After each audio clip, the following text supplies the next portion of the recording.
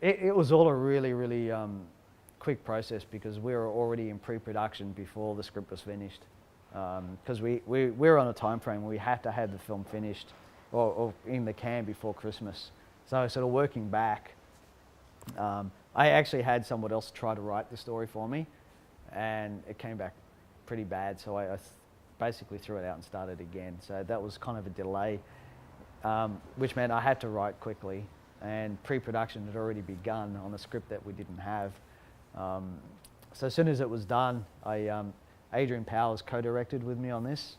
So I gave it to Adrian. I said, all right, you have a look at it. Give me any of your notes. Same with Danae. We all sort of then jammed a little bit on anything that could be tweaked really quickly. And then that was it, straight into it. We're in pre and rehearsals and off we go. I wrote the script at the end of August. Yeah, August, September was the script. We were shooting in November. We shot part of it in November, the Sydney components, and then the whole of December was battle stuff in Dubbo. So, you know, from then, so it's only a few months from conception to in the can, and then post-production took a year and a half. It's, you know, you don't realise though, if you had the money and the budget, you'd put up a big green screen right across, you know, like we had a fairly big area, probably like 2 or 3 football fields. And if we had the budget, we'd just green screen the whole thing, but we didn't. So we had cows and hills and grass and crap in the back. So it was a matter of rotoscoping every single character. Any character running in front of that, you know, had to be rotoscoped. So all the ground was muddy, and we blew it up. Literally used a hell of a lot of explosives on the ground to create the mud and no man's land. It just destroyed it. And but we couldn't go up, you know, do the background. So we didn't think about it at the time. We just didn't have time to do it. It's like, get it in the can and fix it. And I have the visual effects studio here, so I knew we could. But it was, you know, you got 20 soldiers running across a field, and the camera's moving and it's blurry, and you've got to rotoscope it. And we're using cows for tracking markers, and it's just crazy. Oh, man, that's the hardest thing. I thought digging the trenches was tough. You got no idea. The uniforms themselves, they're like a really thick wool. So when they get wet and full of mud, they're just so heavy. And it's in the middle of summer as well. So, you know, it's just ridiculous. And the mud itself was also very acidic. That whole area had a really high water table. So we'd blast holes in the ground to create craters, but they would flood with water. And the water has like a really high acid content, which is why all the plants and everything were dead anyway. It's kind of really World War I-esque to begin with.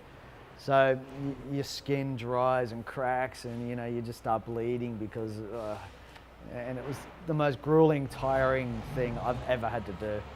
And we weren't sleeping, so I'd act, and during the day or the night, whatever that period was, because there was a lot of night shoots, and then I'd go back and go through all the rushes, go through all the shots with Adrian, what we'd be doing next. I'd be the first one there, I'd be the last one to leave. So I got, an hour max sleep a day. And after, 3 weeks of that, it's just like, yeah, it's just, nothing was like, coming out with any sense. It was terrible. But everyone was like it. The whole crew was just incredible. Like, I've never seen a group of people come together and work so tirelessly and so hard, and not, sorry about that. So yeah, I've never seen these guys, anyone come together like that. They always were tired. They just kept coming in non-stop, and some days, it poured rain, and you got people carrying lights across this field, and they'd sink down to their knees in mud, and just call for help. It's just like you lift your foot up and your boot stays in the mud, so you got one foot dangling, and you help, and they're carrying. It's just incredible. But everyone got on. I think it's a testament to how good everyone got on, that we're able to get through it, because you go on film sets and people squabble, and there's always personality clashes. if you combine that with the elements that in the pressures we were shooting with, it's just amazing. So easily could have gone the other way. We did this off our own back. We financed it and produced it ourselves. And Odin's Eye, our sales agent, came on board in January after we'd shot. We had a week or two off, and then we came back, and we started cutting a trailer. And our sales agent came along. Well, he actually wasn't even a sales agent. He just came up, wanted to have a look at the footage. And he just said, "Oh, look, I really want this. I'm going to Berlin Film Festival in February," which was like 3 weeks away. He said, "Look, cut me a trailer, get the sound done, get everything ready so I can take it to Berlin." And we did that, and he sold, the UK and a whole lot of territories just off the trailer. Yeah, we came back and we finished the edit. The edit took a while because all the battle sequences are cut fairly quickly, so that took a few months to get right. And at the same time, we began visual effects. So, we'd cut, one sequence, and then we'd get the roto guys, and everyone was starting working on that.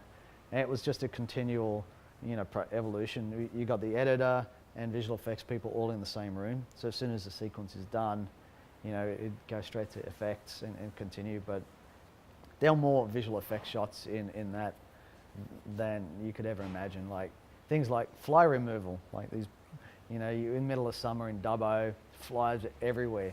So I had to, rotoscope all these flies out of the shots. Just things like that you just don't know. And guns, we didn't have time to load all the guns with blanks. There's a lot of it was like real fire anyway, but there was a few shots where they're cocking guns and things, and there's no bullets in there. So putting bullets in there and just all their battle elements, and combining the real explosions with fake ones, and then going out and doing reshoots for miniatures, and it was just the whole year and a half that the post-production took. It was just 7 days a week. That was the custom crew screening, and we had more scotch, lots more. No, they're all blown away because they hadn't seen anything for a year and a half, and the way, obviously, with the pressures that I was talking about, they were like really worried. They're like, "Oh my God, what's this going to turn out like?" Because they knew we only had like 5-10 soldiers at any time, or what, it varied from day to day. But they're going, "How are you going to make this look like a battlefield?" It's just like the concern on set was pretty clear. It's like, and we're like, "Don't worry, trust us. We know what we're doing." And they're like, "Okay," and then they got up there. They're like, "I can't believe this is the same film."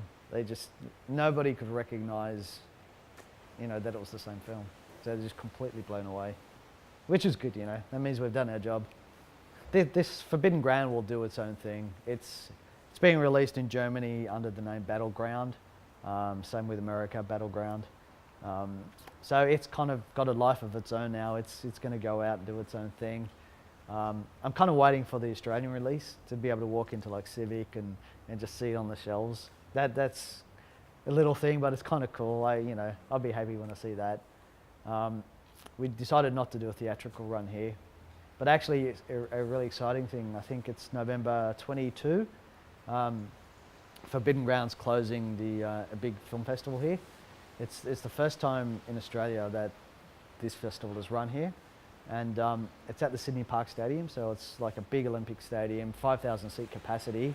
So I'm really keen to see how the film looks on a big auditorium like that. That's kind of cool.